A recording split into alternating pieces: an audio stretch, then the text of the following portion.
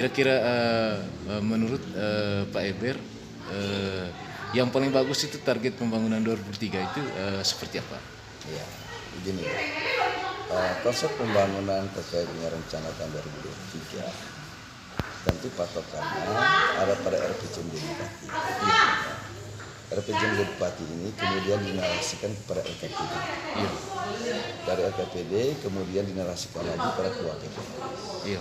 Nah, kemudian kita menunggu hasil publikasi keuangan yang kemudian sudah dikeluarkan oleh Kementerian Keuangan. Dan sekarang ini kita masuk dalam tahapan pembahasan APBD ini 2023. Memang ekspektasi konsep berpikir kita pada saat pembahasan KUAPPS terkait dengan rencana pembangunan tahun 2023 ada beberapa program-program yang harus kita prioritaskan. Tetapi karena kemampuan keuangan daerah yang tidak mencukupi, maka perlu dinarasikan kembali, perlu dikonsepkan kembali terkait dengan alokasi anggaran bagi perencanaan pemerintah daerah yang dipandang prioritas. Nah, sekarang ini kan sumber keuangan kita selain dana bagi hasil, selain DAK, selain DAU, itu juga saya pikir bahwa tidak mencukupi untuk memenuhi segala kebutuhan masyarakat, infrastruktur, kemudian non infrastruktur, belanja pegawai, belanja modal, belanja barang dan jasa. Itu juga tidak mencukupi keuangan kita untuk memenuhi semua harapan-harapan itu. Maka sekarang kan tugas kita dalam konteks pembahasan APBD tahun 2023 kita harus bisa membedah kembali mana-mana konsep berpikir yang kita pandang itu sebagai prioritas pembangunan tahun 2023. Tetapi itu semua tidak terlepas dari target-target perencanaan bupati, pemerintah daerah dan wakil bupati dalam RPJMD mereka. Itu kira-kira seperti itu. Kemudian untuk pembangunan fisik jalan jembatan itu bagaimana itu? Apakah lebih mengutamakan telfor, aspal atau hot mix? Begini, kondisi jalan kita di Kabupaten Manggarai berdasarkan data pemerintah daerah itu kita berada pada posisi 48%. Kondisi ruas jalan kita di atas permukaan yang dalam keadaan rusak. Oleh karena itu diharapkan pemerintah daerah bisa mengintervensi terkait dengan kondisi ini, baik itu HRS, baik itu Lapen, baik itu telepon. Tetapi saya sangat berharap supaya tahun 2023 perencanaan pembangunan infrastruktur jalan ini jangan dulu kita utamakan pembangunan hotspot.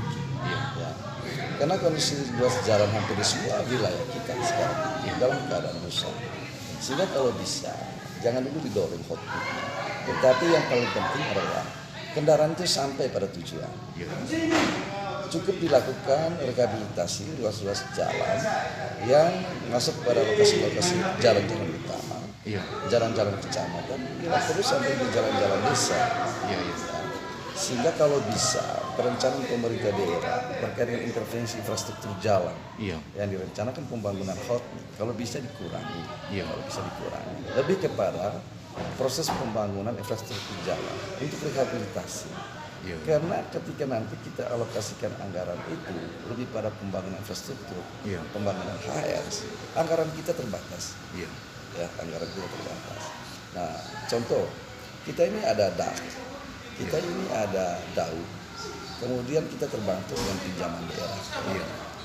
Oleh karena itu harapan saya dalam konteks anggaran pinjaman daerah ini, mudah-mudahan nanti dalam proses pembahasan APBD kita 2023 bersama pemerintah daerah, SEP itu bisa dibuka kembali oleh Bapeda, sehingga nanti kita bisa narasikan kembali mana-mana yang harus kita prioritaskan. Karena fakta mengatakan bahwa ini kondisi real kita di lapangan. Banyak sekarang kondisi jalan kita yang dalam keadaan rusak yang perlu mendapat perhatian pemerintah daerah. Karena jalan ini kan poros utama untuk membangkitkan sektor pertumbuhan ekonomi di sana. Kira-kira seperti itu, Om. Kemudian yang paling parah itu yang di Kabupaten Manggarai secara keseluruhan itu Pak Eber, di mana, di kecamatan mana yang paling parah? Sepintas saya bilang ya mungkin dia setara ya hampir rata di semua wilayah kecamatan. Tetapi lebih kepada saya lihat Riau Barat ya. Saya pikir Riau Barat itu perlu perhatian khusus. Iya. Riau Barat perlu perhatian khusus untuk melakukan rehabilitasi ruas jalan yang ada di sana. Iya. Kemudian di Jawa Barat juga sedikit kita masuk ke Santar Mesin Utara. Iya. Kemudian Ranu Utara ada beberapa titik saya lihat, tetapi hampir sebagian besar posisi kita di Ranu Utara ruas jalan yang bagus, hampir sebagian besar. Tapi memang ada beberapa ruas jalan yang sekarang ini dalam kondisi rusak. Iya. Kemudian yang berikut saya coba ini beberapa kali diperjuangkan ruas jalan Pokatimung.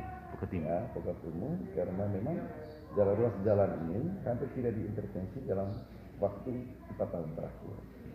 Tapi kondisi sekarang ini kan ruas jalan itu sekarang dalam kondisi rusak sekali dan akses lalu lintas itu antara kota Ruteng menuju kota kecamatan dipakai intensitasnya sangat tinggi. Sehingga harapan kita bahwa 2023 nanti ruas jalan ini bisa diintervensi. Dan kami selalu